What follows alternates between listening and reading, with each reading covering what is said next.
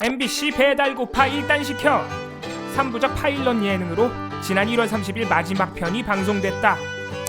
코로나19 팬데믹 기간이 지속되면서 배달 수요가 급증한 시기, 최근 배달의 시대에 들어서 대한민국의 배달 찐 맛집을 찾아보는 신개념 미식 예능, 이 방송의 컨셉이다. 배달 최근에 진짜 많이 시켜 먹게 되는 것 같은데 저희 집은 원래 외식 비율이 좀 높은 편이어서 코로나가 겹치면서 요즘 배달 진짜 많이 시켜 먹게 되는 것 같아요. 네, 그 배달 수요가 많아진 시기인데다가 저같이 특히 배달을 남한테 시키기만 하는 사람 입장에서는 이 방송에서 신동엽 씨가 막 배달을 잘 못해가지고 막 혼란스러워하고 그런 것이 너무나 이 동질감을 느끼게 하고 재미있었어요. 시기적으로는 꽤나 적절한 컨셉이지 않았나라는 생각이 들어요. 근데 개인적으로 아쉬웠던 부분은 3회 분량에서 모든 분량에 나오는 음식들이 전부 고기가 들어간 음식이었다는 점이었는데요. 요즘 비건 수요가 굉장히 많이 늘고 있는데 방송이 이를 전혀 반영하지 못한 것 같은 모습이 아쉬웠다라는 의견들이 있더라고요. 근데 저는 사실 이런 방송 내용보다도 미디어 오늘 기사를 먼저 읽고 이 방송의 문제점을 이야기를 들었는데요. 배달의 민족 어플을 너무 대놓고 홍보한 것 아니냐, 그러니까 배달의 민족을 홍보하기 위해서 만든 프로그램 아니냐라는 지적이 있었잖아요. 진주가 보기에는 그게 어떻게 느껴졌어요? 저도 지적이 있는 걸 먼저 보고 방송을 보게 됐는데 전체 방송에서 한 5분 정도가 그 앱을 어떻게 실행하고 검색하고 설정을 어떻게 하는지, 뭐 회원가입은 어떻게 하는지 이런 내용을 순서대로 설명하는 대 5분을 그냥 통째로 씁니다. 솔직히 이거 너무 대놓고 하는 광고여서 이게 무슨 간접 광고라는 말을 하기도 좀 민망할 만큼, 사실 이 부분을 그냥 잘라서 방송 CF로 내보내도 될 만큼 그냥 처음부터 끝까지 A부터 Z까지 앱 사용법을 알려주는 장면이 5분 정도 나오더라고요. 잠깐이라고 느껴질 수도 있겠지만 모든 그 음식점 배달이 나오면서 밑에 리뷰와 평점 같은 것들이 막 자막으로 처리가 되거든요. 근데 이런 리뷰 평점들을 아마 배달의 민족 어플에서 가져온 정보가 아닐까 싶어요. 예. 그리고 우승자에게 우승 상금으로 배달의 민족 상품권을 주거든요. 그러니까 사실상 방송의 처음부터 끝까지 배달의 민족 홍보가 들어가 있다라고 볼 수 있을 것 같아요. 그러니까 이 방송에 대한 지적 중에서 가장 중요한 것은 혹시 배민에게 광고를 받기 위해서 만든 프로그램이 아니냐라는 거예요. 미디어 오늘에 실린 배달의 민족 측의 입장은 그렇지는 않다라는 건데요. 배달의 민족이 먼저 제안해서 만든 프로그램이 아니고 MBC의 광고 관련 대행사 측이 당사에 제안을 해서 광고 상품을 구입했을 뿐이다.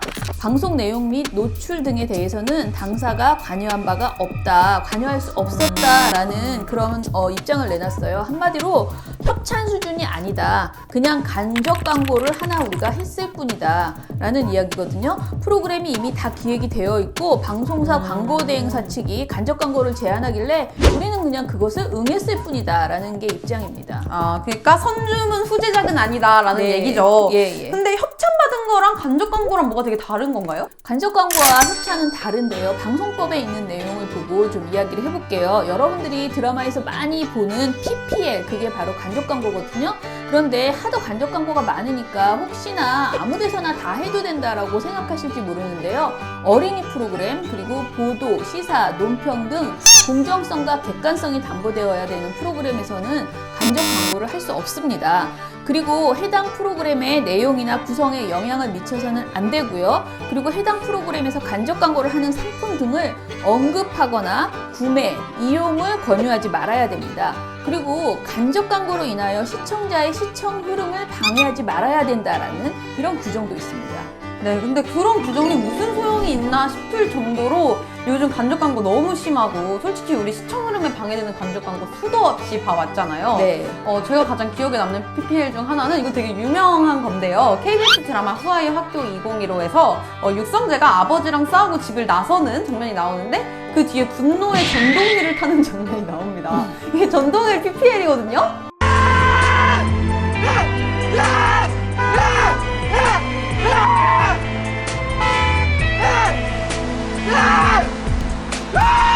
이게 일명 분노의 전동 힐인데 2015년 당시에는 굉장히 충격적인 PPL, 과도한 PPL이라고 비난을 많이 받았었던 장면인데, 사실 이거 요즘 간접 광고에는 명함도 못 내미는 수준입니다. 더킹 영혼의 군주를 보면은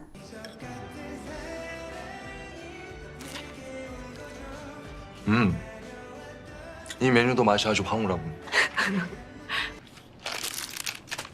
고구마인 김치죠.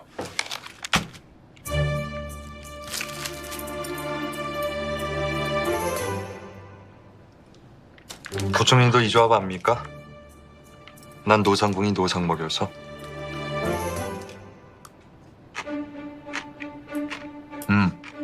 맛있게 잘 익었네. 그 신문물은 뭔데 얼굴 입술 다 바르시나 해서. 애들 앞에서는 멀티밤도 못 바른다더니. 영희가 골라온 커피가 황실 커피랑 맛이 똑같아. 첫 맛은 풍부하고 끝맛은 깔끔해. 대한민국은 이걸 시중에서 판다고. 죽는다 진짜. 진짜 눈물 나지 않나요? 저는 제가 광고 주면 감동받아서 눈물을 펑펑 흘릴 것 같아요. 네. 아 진짜 이 정도로 드라마가 맥락 없이 PPL만 계속 나오는 그런 식의 드라마, 이거 되게 비난 많이 받았었던 사례거든요. 방송심의 규정에 따르면 그런 걸 못하게 되어 있다고 해서 제가 좀 찾아봤는데, 솔직히 말씀드리면 이 규정이 참 있으나 마나한 규정이더라고요. 방송심의 규정을 보면요, 제46조 광고 효과는 대체로 협찬해서 하지 말아야 될 것들을 정리하고 있고요. 47조 간접 광고는 간접 광고에서 지켜야 할 내용들이 적혀 있거든요. 근데 이 두 개가 내용이 거의 똑같더라고요. 그러니까 협찬이든 간접 광고든 지켜야 할 내용들이 거의 비슷해요.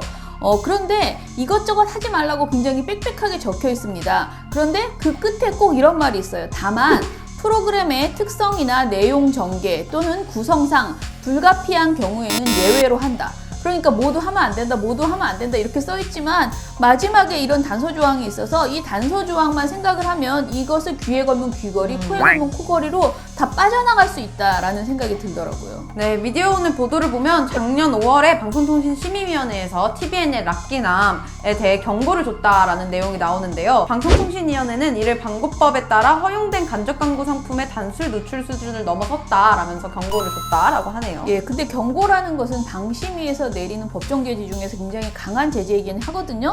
그런데 TV에는요, 지상파나 종편 그리고 보도 전문 채널이 아니기 때문에 이런 법정 제재를 받는다 하더라도 그걸로 재승인에 영향을 미치질 않아요. 그래서 실질적으로는 경고를 받아도 큰 손해를 받지 않습니다. 그렇기 때문에 오히려 이런 경우에는 과징금을 줬어야지 된다라는 지적도 있었습니다. 사실 법적으로 하지 말아야 할 광고 효과를 줘서 어찌됐든 자신들이 돈을 번 거잖아요. 그렇다면 그 돈을 번 것, 그 부당한 이익에 대한 환수의 의미에서 과징금을 부과하는 것이 더 적절하지 않았나, 이런 아쉬움이 있습니다. 네, 근데 사실 요즘 제가 방송들을 보면은 PPL을 그냥 완전 대놓고 하는 경우가 되게 많아요. 사실 요번에 저희가 얘기를 한 그 예능 같은 경우에도 그냥, 그러니까 은근슬쩍 보여주는 게 아니라 그냥 대놓고 옆으로 보여준다거나, 네. 락기남 같은 경우에도 안성탕면과 그러니까 농심의 라면들을 계속 먹는 거를 대놓고 보여주면서 광고주님 보고 있나요? 막 이런 자막이 나온단 말이에요. 그냥 PPL을 약간은 웃기게 그냥 소비를 하는 건데, 이게 보는 시청자가 불편한 정도인가. 그러니까 예를 들면 아까 그 더킹 같은 경우에는 드라마의 흐름과 전혀 상관없이 자꾸 나오니까 너무 화가 나는데, 사실 저는 락기남 같은 경우에는 보면서 저게 과도하게 한 브랜드를 저렇게 광고하는 거는 부적절하지만 이게 기분이 나쁘다거나 이런 느낌보다는 그냥 웃기다 이 정도로 소비가 됐거든요. 네. 그래서 PPL을 어떤 식으로 흐름에 방해되지 않게 소비할 수 있는지도 되게 중요한 것 같아요. 네. 그런데 얼마 전에 방송통신위원회가 방송 광고 등에 대한 규제를 푼다는 발표를 한 걸로 알고 있어요. 그러면 앞으로 방송에서는 지금보다 더 노골적인 광고를 많이 볼 수 있게 될 것 같은데요. 예, 맞아요. 그러니까 앞으로는 간접 광고나 이 광고의 형태가 정말 기발하게 다양한 것이 생겨날 가능성이 높습니다. 오는 6월부터 지상파 중간 광고가 가능해졌다는 건 이미 아시고 계실 거고요. 방통위 말로는 현행 방송 광고 규제는 방송 광고 유형을 7가지로 열거하고 있었거든요. 지금 있는 광고는 이거예요. 방송 프로그램 광고, 토막 광고, 자막 광고, 15 광고, 중간 광고, 가상 광고, 간접 광고, 이렇게 7가지의 광고를 할 수 있게 허용이 되어 있습니다.